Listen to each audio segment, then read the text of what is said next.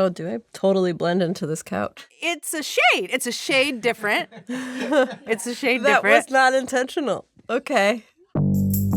I'm Rachel Martin, and this is Wild Card, the game where cards control the conversation. Each week, my guest chooses questions at random from a deck of cards. Pick a card 1 through 3. Questions about the memories, insights, and beliefs that have shaped them. My guest this week is Natalie Morales. I watch a lot of shows, which means I can trace a lot of actors' careers. And I've got my favorites. Actors who aren't necessarily the lead, but I look forward to seeing them in everything they do. And Natalie Morales is one of those actors. And she's been in so many things. Girls, Parks and Rec, Dead to Me, just to name a few. Natalie plays characters that can be wonderfully irreverent. My father told me that a limp handshake was for weak men and communists. He hated both. And wear their heart on their sleeve at the same time. Her latest movie is called My Dead Friend Zoe. It is a beautiful story about how we care for one another and the long trauma of war. And it is my pleasure to welcome Natalie Morales to Wild Card. Hi. Hello. That's so nice. You said so many nice things. They're all true, in my opinion. Oh, and that's good. Congrats on the movie. Thank you. Yeah, it's Thanks. lovely, and we're going to have time to talk about it. But I am so excited to do this game with you. Are you? Me too. Are you a game person in general? Yes. Are you? Yes. Okay. Yes. All right. And I also love getting to know people in a deeper way. Really? Yes. Well, lucky you, Natalie Morales. Great. Yeah, I think we'll end up there after this is said and done. First 3 cards, 1, 2, or 3. Let's go with 2. 2. What activity gave you a sense of freedom as a kid? That's a good question. I used to climb a lot of trees, which did give me a sense of freedom. And I grew up with a mango tree in my backyard that this is a very Miami thing to say and a very Latin girl thing to say. I didn't do I didn't have a lemonade stand. I had a mango stand, and I sold mangoes. Did you? Yeah, I did. Like for how I had much? a whole mango. I can't remember, but I do remember that other kids in my neighborhood were also selling mangoes, and that was not cool. So I combined and I made a mango monopoly, and I was quite successful at it. But yeah, Wait, I climbed that's a lot of amazing. trees, and I would also, we had this little like shed in the back, and I would climb up there and just like look at the highway behind my house and the sky and stuff, and that definitely made me feel. It made me feel freer. I think Yeah. I felt a little bit confined where I grew up. I don't know. My mom was very protective of me, so I think that made me feel like I had some sort of freedom just to be able to look out at the world. Yeah, I think we all need that, like that sense of perspective and just reminding Yeah. yourself, especially when you're young. Like, it's not all here. The world is a big place, and it's bigger than the 4 walls that you're being raised in. Yes. And you get to Yes. dream a little bit when you have some Yeah. perspective out a window. Okay. Well, I hope we get back to the fact that you were like a monopolist at a very young age, because that is Yeah. really interesting. And a capitalist. There you go. Yes. Okay. Second set of cards. 1, 2, or 3. 1. 1. What's a misconception about the place you grew up? Ooh, I think Miami is really it's really misconceived. I think a lot of people come from other places and put their own spin on it, and I think a lot of people from Miami are industrious and know how to take advantage of that. They make the city what you want it to be. They make it your like vacation paradise, but there's so much more to Miami than just like South Beach. You were anxious to leave, though, right? When I was reading a little bit about your backstory, I mean, you moved with a friend to LA. Was there a part of you that lamented having to do that for your career? There's a part of me now that laments having to do that. Not then. I think when I moved, I was 20, and I moved with my best friend Serena. We moved to LA. We could not wait to get out. We could not wait. It felt I think for both of us, it felt like there weren't opportunities for people like us there. And it felt like a very closed-minded city. And I think people from Miami, at least at the time that we were there, and the groups that we were in, maybe we weren't in the right social groups. We're kind of, just interested in like making as much money as possible and like partying on the weekends and like just kind of living life in this way. And Serena and I were really wanting to make art and wanting to make films and do interesting things, and people would look at us weird for that. Huh. And Like, why would you want to leave this awesome place where you live? well, just like they didn't understand that as a pursuit because it wasn't financially driven. And also, I'm Latin, I'm Cuban. I mean, I'm first generation. My whole family are refugees, but I also don't physically look like the typical Latina woman. Like, I don't have the biggest butt. I have an okay butt, but I don't have like the biggest butt in the world. So that means I wasn't really like super successful in my love life in Miami. Shut up. Which no, I'm dead serious. So like it was also that sort of like I did not feel wanted by that city when I was that age. Because of your relatively flat backside? Yeah, well, listen, okay, Rachel, not flat. I didn't say flat nor relatively Sorry, flat. I'm projecting my own tush onto yours. No, I said it was good. I said it was really good, but it's just not like incredible, right? Like I wasn't like J-Lo. And you kind of need that to be successful. And Miami has that of plenty, Right. whether it be real or enhanced. Right. And I just was not that. So I felt a little bit unwanted. And so I wanted to go somewhere where I could, forge a new path. But Right. now having spent time away from there, I do see that there were ways that I could have forged my own path there, and I miss my family so much, Yeah. and there's so many great things about Miami that I've come to really love and want to represent. Yeah.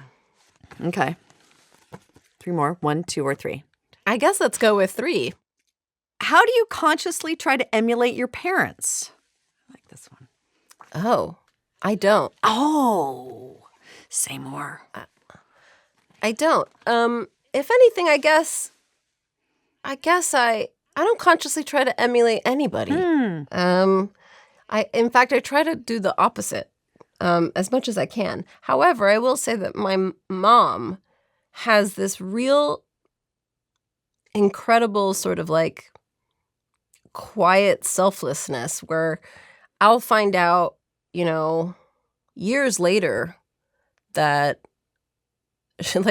she would have, brought lunch every day to somebody that couldn't afford it at work, and she did it for like 20 years and they retired. Like she does like stuff like that and like never tells anybody. And that I've always really admired. That is something that I guess I do try to emulate, if anything at all. But otherwise, I don't. I really think it's important to be whoever you actually are. It was you didn't even hesitate when I asked that question.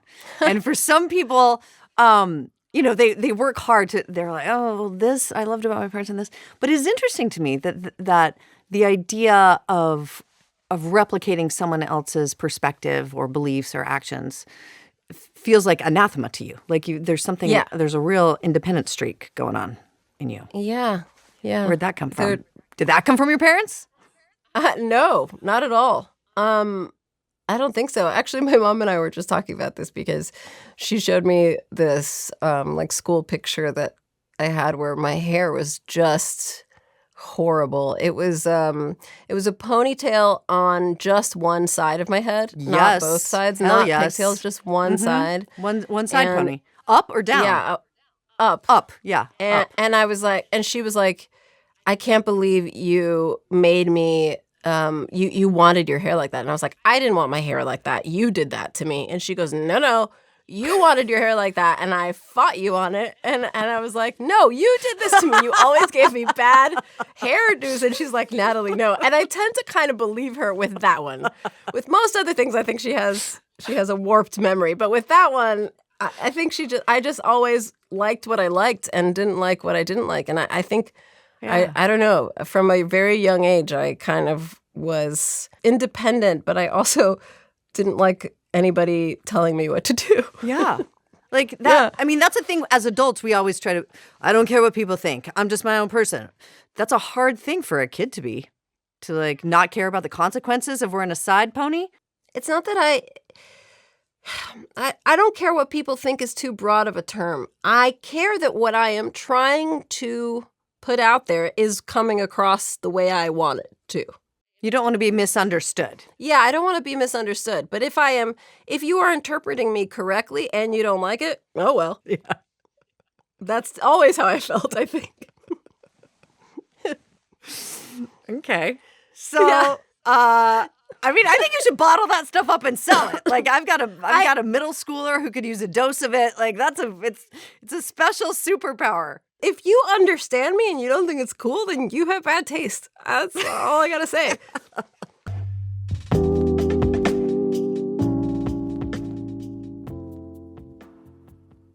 This message comes from Squarespace. Start a fully custom on-brand website with Squarespace's latest AI-enhanced website builder, Blueprint AI. After a few questions, their interactive design system transforms basic information about your brand or business into an elevated online presence with curated premium quality content automatically added and matched to your profile and aesthetic. Head to squarespace.com/wildcard for 10% off your first purchase of a website or domain. Let's pull out for a second because I want to talk about your movie. The film is called My Dead Friend Zoe. I nodded to the plot in the intro, but your spirit is lurking around in the life of your best friend. Merritt is the character's name. Sonequa Martin Green plays beautifully this character. It's about trauma. It's about veterans. Was there a particular part of this story that you connected with? Yeah, there was a lot that struck me about it. So Kyle Houseman Stokes, who directed it and co-wrote it, he wrote me this incredible letter and described to me how this is based on his life and an experience that he had and with his best friend, and how he went through exactly this and how he hoped to help people. A lot of people have survivor's guilt in these experiences, and that's what Merritt, Sonequa's character, is going through. She has this survivor's guilt, and she just kind of has her best friend just always there, and this guilt demon has fun. And because that's how her friend would have been. But also it's a manifestation of guilt. So it is manipulative. And that was really interesting for me to play because it's not really a human person. It's this like manipulative force in your life trying with many different tactics to keep you in that place.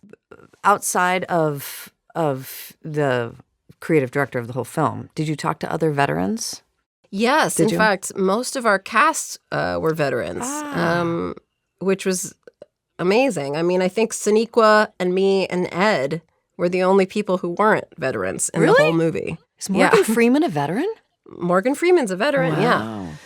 And we had long conversations with all of them, in particular female veterans who were there, who, of course, have a unique experience to this. And you know, there also aren't a lot of films about female veterans. And that was another reason why we kind of wanted to do it. That was a choice Kyle made because it was him, it's his guy friends, and Kyle, you know, kind of brilliantly and made this choice where he was like, there's enough movies about like white guy veterans, and he was like, I kind of want the avatar for this to be something we haven't seen as often, and I think, you know, not to put words in his mouth, but I think it allowed him also to separate himself a little bit more from this. I think it might have been a little bit too close to home if it was someone that looked like him and someone that looked like his friend.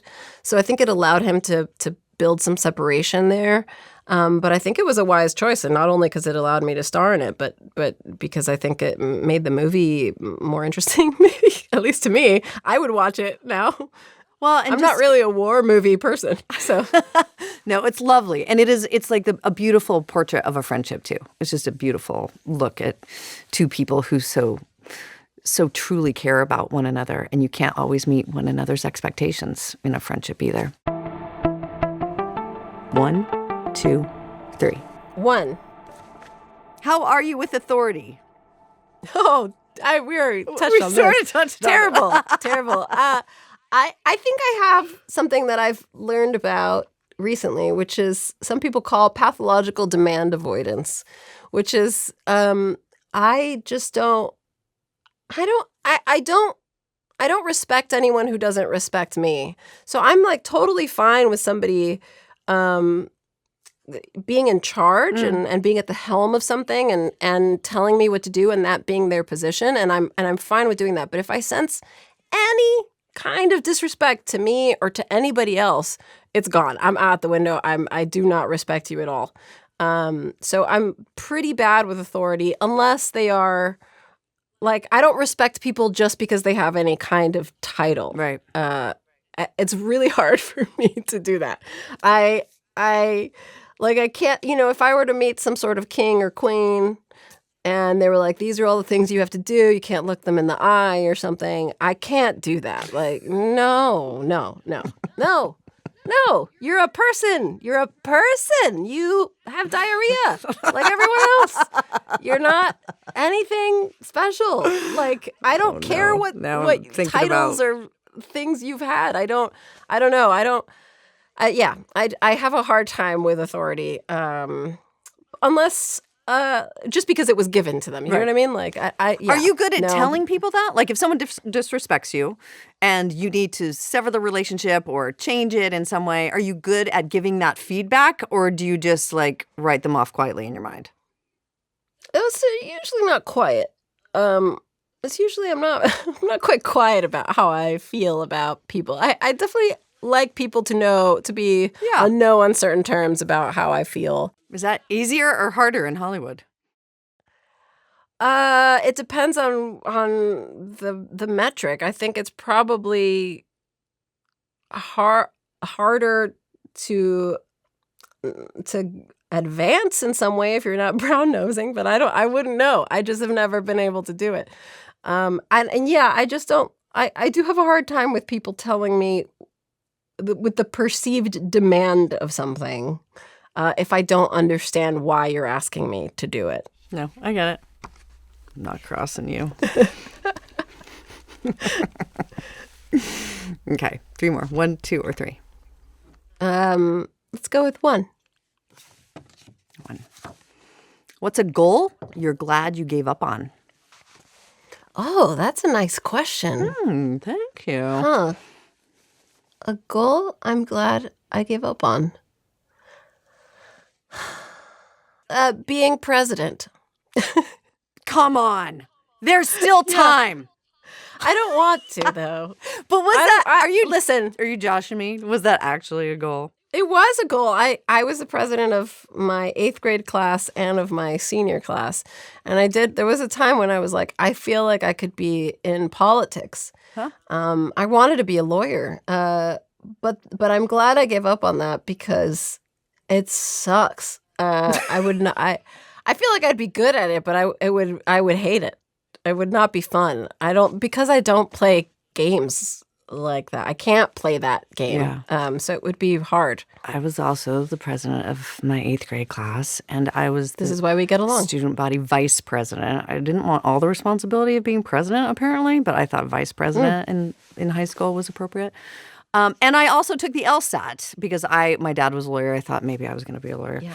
Did you pass it? I mean, Is did that I too much pass it? I think I passed it. I don't think I got no one was there with a t-shirt cannon when I finished it. I was great. doing like logic puzzles for fun. Well, not that long ago, like a lot of them all the time, and someone was like, "That's basically the LSAT. You should try that. And I was like, and That's where I we're kind of want different. to. That's where we're different because I did not enjoy that process. But I bring Oh, this I love up it. because I remember my dad, God bless him, was like, you should go talk to other lawyers. Don't just rely on me. He loved being a lawyer. He's like, here's some other people you should go talk to. I was living in San Francisco at the time. He gave me some names. I went and talked to several different lawyers. And one of them looked me in the face and said, he said, if there's literally anything else that you want to do in your life, at least do that thing first.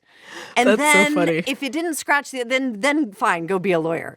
But I was like, wow, that's really Yeah. hardcore about this. That's what people say to actors. 'Cause Well, it's Yeah. a good test, right? Like, Yes, it is. It's hard to do those It's- things. Yeah. Although yeah. I would argue that the satisfaction that comes of being a really successful actor is, well, I don't know. There's a lot of really happy lawyers. I should not There's a besmirch lot more them. chance to acting than there is to being a lawyer, Yeah, I think. Yeah.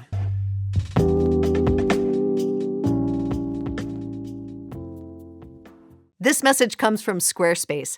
Squarespace makes it easy to manage your payments all in one place with Squarespace Payments. Onboarding is fast and simple. Get started in just a few clicks and start receiving payments right away. Plus, give your customers more ways to pay with popular payment methods like Klarna, ACH Direct Debit, Apple Pay, and Afterpay.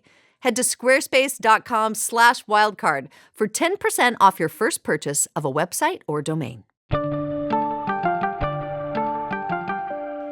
This is the beliefs round. 1, 2, or 3? I'll do 2. 2. Does the idea of an infinite universe excite or scare you? Both. Both. I mean, I think excitement is a little bit of fear, isn't it? Mm-hmm. They're synonyms in a lot in ways. Yeah. I mean, and also the idea of an infinite universe. It is an infinite universe, so it's there. It's scary and exciting. Do you? It's scary to feel small, and it's also liberating to feel small. There are some people who think that the idea of forever is just is fundamentally unmooring. I understand that. Yeah, I think there are so many things in life that are not explainable that you have to accept that you won't know everything. And you have to go like, I always think about this. My dog Taco. Taco. He's the best. He flies with me sometimes, and he was he's used to it now. But earlier he would sit on my lap and he would look out the window like he does in a car, right? And he's, as the plane is taking off and it's taxiing down the runway, he's looking at all the things as he would at a car window, other people walking around, other cars, things going. And then the plane takes off and everything gets smaller and smaller and smaller. And I see him looking out the window and I can tell that it's not making sense to him that everything's getting smaller. He just kind of goes, well, and then gives up and then sits down. And I think about that all the time because I'm like, I feel like he's just moved on in his life. He went, well, everything shrunk, and I'm just gonna turn around because I don't get that. I want Taco to be my spiritual leader, like that kind of acknowledgement, and just let it go. Just get over it. That's kind of what you got to do with a lot of stuff. Like, I'm not going to understand that. My small brain is probably never going to get the idea of a completely infinite universe, but it's there. And so I have to kind of marvel at it and also then just like decide what I want for lunch. That's right. Yeah. Yeah. God bless Taco. Okay. 3 more. 1, 2, or 3? 3. Have you made peace with mortality? Yes. I think I have made peace with mortality. Maybe. I don't know. One time I in my nightly think about everything in the world before you fall asleep moments, I was like, my lights were off, but the moon was shining in my room and I could see my furniture and my stuff. And I was just kind of looking around and I went, oh, you know what? All this furniture, like my dresser and my bed, is probably going to outlive me. And like somebody else is going to own that. And there will be like a tag on my toe someday. And I was just kind of looking around at the things in my house, all the things. And I was like, oh, that's interesting. Like I've never thought about how the things that I own will probably outlive me, most of them. Oh my God. I was just thinking about this, honestly, because I have this antique chair that was my great-grandfather Sky's. Sky Scarborough was his name, which is like a beautiful name. What a great I know, name. right? And Wow. he was a teacher and a carpenter, but it's unclear if he made this chair. I don't get to know this because my parents are gone now, and it was a question I had wished I had asked. But this chair is sitting in my bedroom in the corner. It's really ornate. It's got a lot. It's wood. It looks like something that would be in like a palace or something. The wood carvings, and it's got this green velvet cushion. And I don't want the chair anymore. I'm not like attached to things. And I look at it, I'm like, I don't know. What is that doing? It's like holding our dirty clothes. But then I started thinking about him. And I'm like, he at the very least owned this chair. And now I'm going to like get rid of it. And then who remembers him? And it's just having it around a vehicle for me to remember him every once in a while. And if I don't have the chair, is he forever forgotten? And then I got all up in my head about it. Yeah, you feel responsible to be the steward for the chair. Maybe, but I have a solution for you. what? What would I think Taco you- do? That's my question. I think you write something, maybe a note or something that might last, and you write, this chair was either made or belonged to this guy at this time. Yeah. Please take care of it. And you put it under the chair on the bottom of the seat. And then you sell it or give it away. And whoever gets it is going to see that and they will know. And then he won't. I love that. The fact that he had the chair won't be gone. Yeah. Yeah, I agree. Yeah. Okay, we have one more. 1, 2, or 3. 1. What truth guides your life more than any other? You know, this is going to sound really super simple, but it was kind of life-changing for me. And it was something that I really came to believe in the last 5 years, which is that no one, nothing is supposed to be anything other than what they are. You are not, there's no supposed to, there's no should, there's none of that. You just, there's no right way to be you other than what's already there. And I think that so much time is wasted and energy is spent, and there's so much strife in trying to be something the right way, the right kind of mom, the right kind of daughter, the right kind of radio show host, the right kind of person. Mm-hmm. And it is already there. It's already there. And it was so freeing to let go of expectations that I thought anybody had of me, which they may have, but every single person is just making it up as they go along. This is everybody's first time living, every single person. And yes, there are traditions and there are ways that people have done it in the past, but they made it up too. And it doesn't necessarily mean that it's the right way. And also, even if it was the right way then or the right way for them, if you don't do things your way, then things will never change. And maybe your way is the right way for you, or the right way for the future, or the right way for something else. Was there a big should in your life?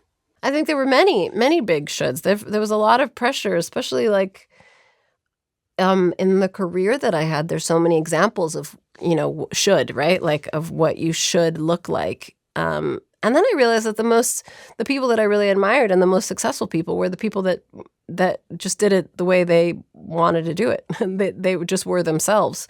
But also in life, I think I wanted to do it right. And then it kind of was like, oh, there is no right way. There's no right way. There's just what you are. I mean, every, not to get too like, I don't know, heady about it, but like a flower just blooms. It just does what it does. It doesn't look to the side to see how other flowers are looking and like how they're doing it. It just does it. And it faces the sun, it faces the day, it just blooms the way it's meant to. And that's kind of what I try to think about all the time. That is a lovely, lovely idea.